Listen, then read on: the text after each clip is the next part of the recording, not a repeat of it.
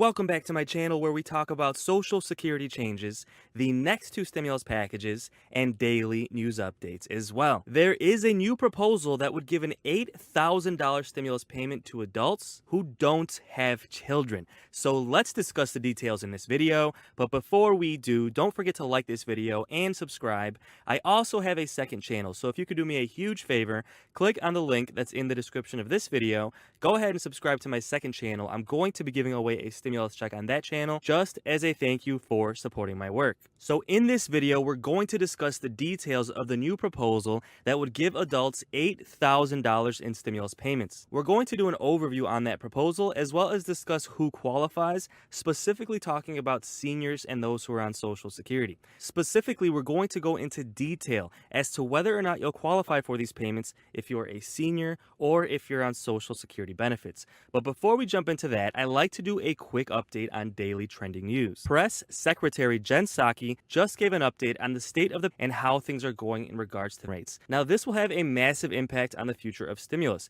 because a lot of experts believe that if it begins to get worse again, the government is going to have no choice but to approve more stimulus. So let's take a look, see what she has to say, and then we'll discuss the details of that $8,000 adult stimulus payment. Before we talk about those $8,000 payments, I'm going to do a quick update on the unemployment stimulus as well as the eviction moratorium. Now, a lot of stimulus is set to expire, guys. The unemployment boost is about to expire in a couple of days, and the eviction moratorium has actually already expired. So at this point, this unemployment stimulus boost has been going on for about a year and a half, just about 18 months. And guys, let me know your thoughts. Do you think the unemployment boost should have been extended? Do you think it should have actually ended a long time ago? Or do you think right now is the perfect time for this unemployment stimulus to end? Originally, this weekly boost was $600 per week. Then they cut it down to $300 per week. And a lot of Republican-ran states actually ended the unemployment boost a month ago. Now, President Biden was asked, would he extend the unemployment boost? He personally said no, but he said if states believe that people still need help, they can use leftover money from the last stimulus package and use that money to provide state-level stimulus checks. Biden's Labor Department just said that people on unemployment could get a one-time check from states after benefits expire on Labor Day. So again, President Biden is encouraging states to do stimulus checks at the state level. There is a lot of leftover money from the last stimulus package, and Biden and the White House has said it is okay for states to use that money to approve more stimulus checks. So although Biden said he would not extend the unemployment boost, he is encouraging states to consider doing stimulus checks to make sure people get the help that they need. Now, some Democrats are not so convinced that the unemployment boost should be ending. Alexandria Ocasio-Cortez and the Progressive Caucus, which consists of dozens of Democrats in the House, are considering trying to force President Biden to extend the unemployment boost. Now, to be honest with you guys, this would actually be really bad when it comes to getting the next stimulus package done. Pelosi and Democrats have been working on this $3.5 trillion American Family Stimulus Plan, and Democrats are already having a hard time getting on the same page. Now, if you throw on top of that another argument about the unemployment stimulus,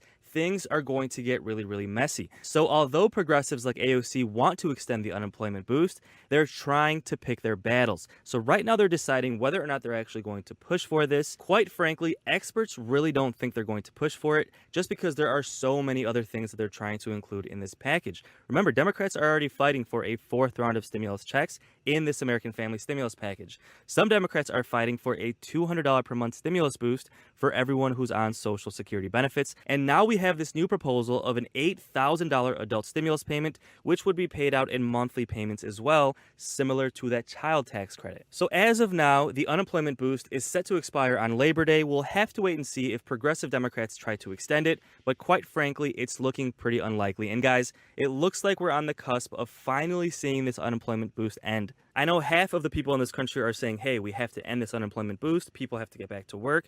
Then the other half are saying, you know what, there are still people who need help. So I'd like to know your thoughts on that. Let me know in the comments below. Okay, so before we talk about the $8,000 stimulus for adults, let's quickly talk about the eviction moratorium. Now, Pelosi came out slamming the Supreme Court. Pelosi said that the Supreme Court immorally ripped away relief from Americans in its arbitrary and cruel decision to end the eviction moratorium. Now, currently about 7.4 million households are behind on their rent and could be at risk for eviction. Now, this eviction moratorium was on for about 18 months as well. Now, a couple of months ago, the Supreme Court said that the CDC could not extend it, and it had to be done through Congress. So at this point, President Biden was going to let the eviction moratorium expire, and it actually did expire for a couple of days. Then we had a progressive caucus led by Representative Cori Bush, and they actually protested and held a sit-in on the steps of the Capitol for 5 straight days. And they were putting a lot of pressure on President Biden to try and extend this eviction moratorium.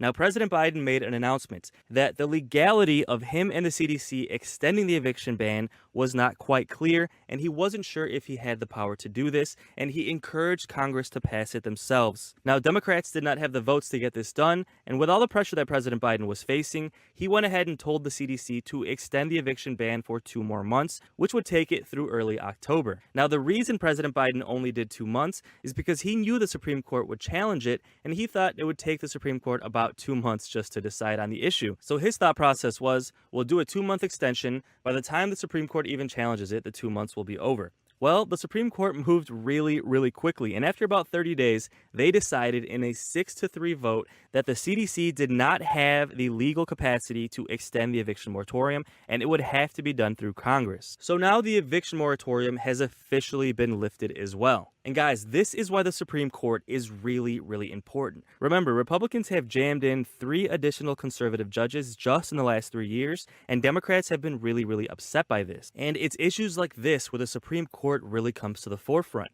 All 6 conservative judges voted to end the eviction moratorium. The other 3 judges who voted to allow it to be extended were the more progressive judges. Now, the main issue here with the eviction moratorium is that in December, billions of dollars were approved for rental assistance, I believe $45 billion, and only 10% of that has been dispersed.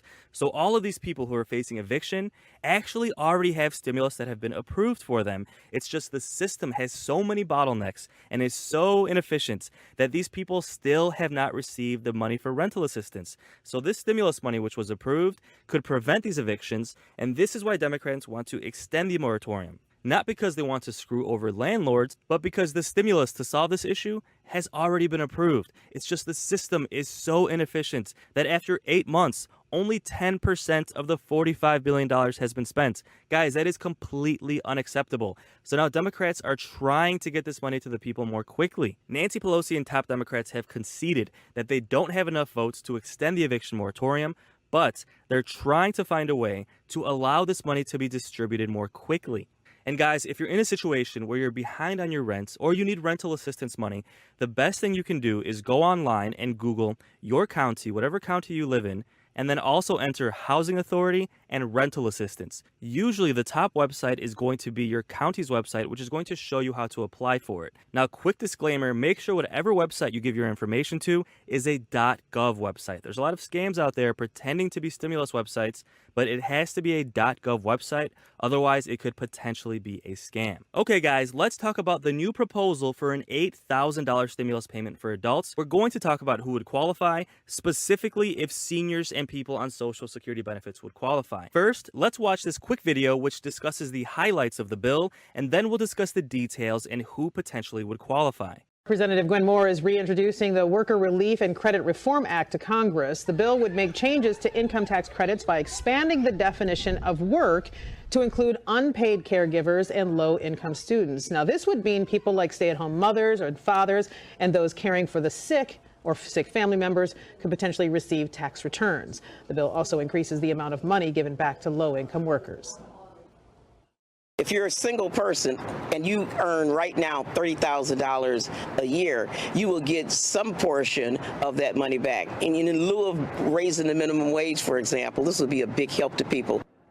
The bill includes an option to get about 75% of their refund paid out monthly as opposed to one large refund at around tax time. Okay. So this bill was proposed by Representative Gwen Moore from Wisconsin, and the intention of it is to help those who are low income to provide them with more stimulus. Now, technically the way this works is through a tax credit. Now, similar to the stimulus checks, those were tax credits as well. And this is also similar to the child tax credit, which Democrats are paying out monthly. In this bill, you could opt to get this as a monthly payment, which for the majority of people would be between $200 and $250 per month. Now, the way they would do this would be by extending the Earned Income Tax Credit. Now, let's talk about this tax credit and how it works, and exactly who qualifies currently and who would qualify if this bill is passed. Because this bill would actually extend the tax credit not only to increase its value, but also extend it by allowing more Americans to qualify.